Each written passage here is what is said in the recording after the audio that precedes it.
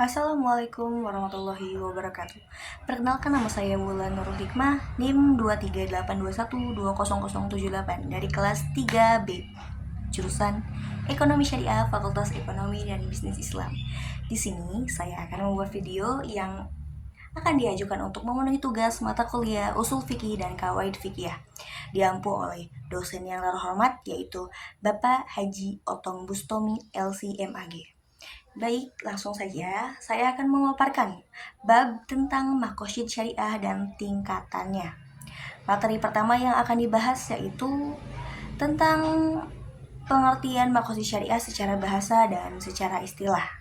Secara bahasa, makosid berarti tujuan, sasaran, atau niat yang akan dikehendaki.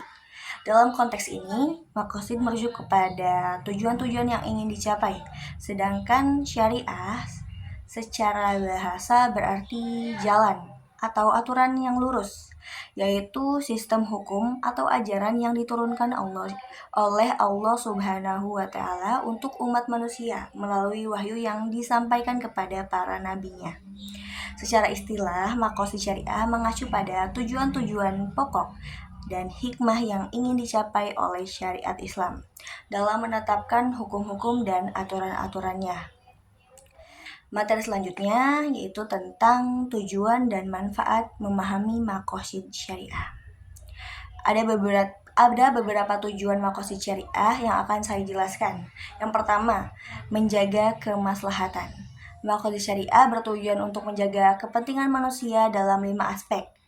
5 aspek utama yaitu menjaga agama, jiwa, akal, keturunan, dan harta. Memahami ini membantu menciptakan hukum yang mendukung kesejahteraan masyarakat. Yang kedua, mewujudkan keadilan. Hukum yang didasarkan pada makosid syariah bertujuan untuk mencapai keadilan dan menghindari penindasan. Ini penting untuk menciptakan masyarakat yang adil dan berimbang. Jadi seimbang gitu. Yang ketiga, fleksibilitas dalam penerapan hukum.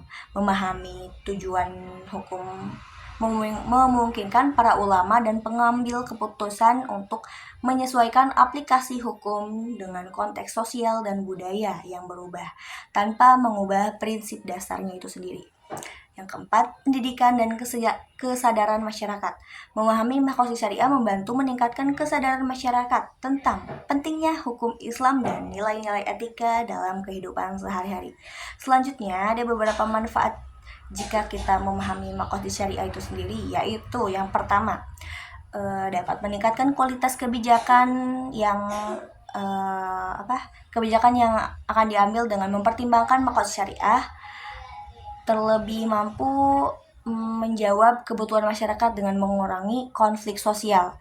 Yang kedua, pengembangan etika dan moral. Dengan fokus pada tujuan hukum, masyarakat akan lebih sadar akan nilai-nilai moral dan etika yang berkontribusi pada keharmonisan sosial. Yang ketiga, penguatan hukum yang berbasis kemanusiaan. Makosid syariah memberikan landasan untuk hukum yang mengedepankan kemanusiaan, sehingga tidak hanya formalitas tetapi juga humanis.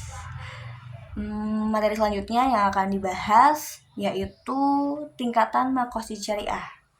Yang pertama ada daruriyat. Daruriyat itu sendiri adalah istilah dalam ilmu fikih yang merujuk pada kebutuhan-kebutuhan dasar yang harus terpenuhi untuk menjamin keberlangsungan hidup, keselamatan, dan kesejahteraan manusia. Dalam konteks makosid syariah, daruriyat terdiri dari 5 aspek utama yang harus dilindungi, yaitu menjaga agama, jiwa, akal, keturunan, dan harta.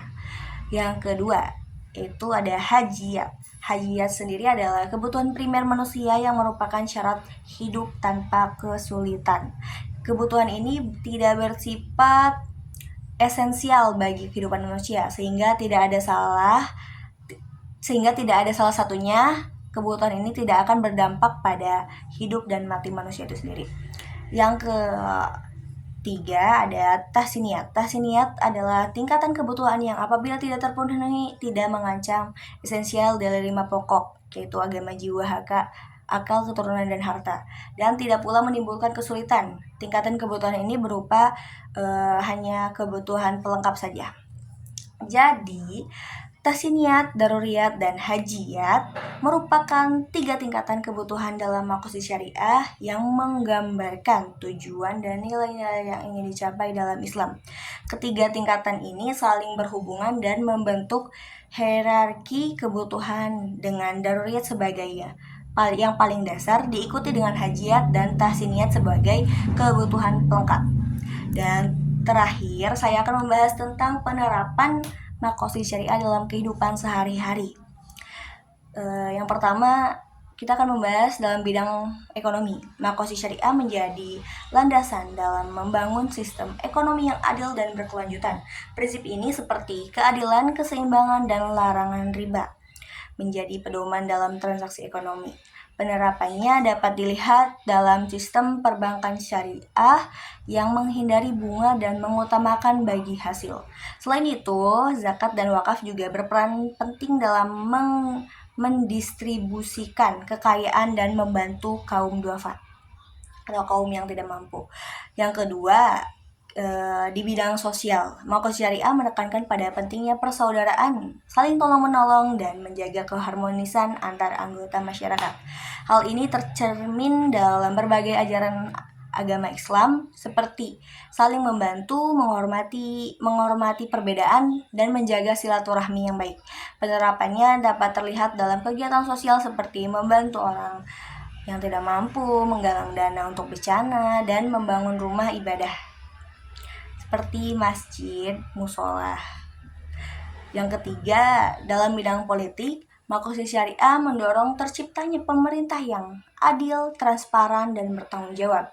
Prinsip-prinsip seperti musyawarah, keadilan, kebebasan berpendapat maksudnya menjadi dasar dalam penyelenggaraan pemerintah.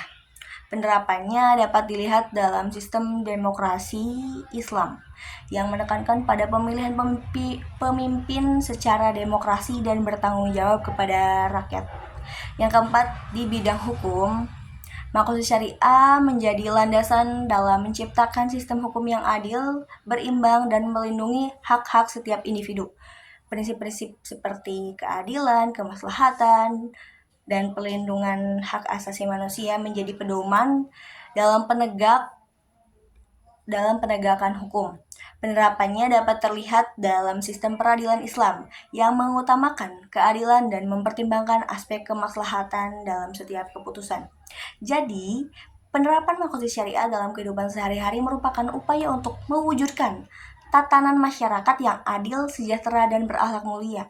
Konsep ini menjadikan pedoman dalam berbagai bidang kehidupan seperti ekonomi, sosial, politik, dan hukum dengan tujuan untuk mencapai kebaikan dan kemaslahatan bagi seluruh umat manusia. Baik, mungkin itu saja yang dapat saya sampaikan dan mohon maaf apabila ada salah dalam pengucapan kata. Wabillahi taufiq wal hidayah. Wassalamualaikum warahmatullahi wabarakatuh.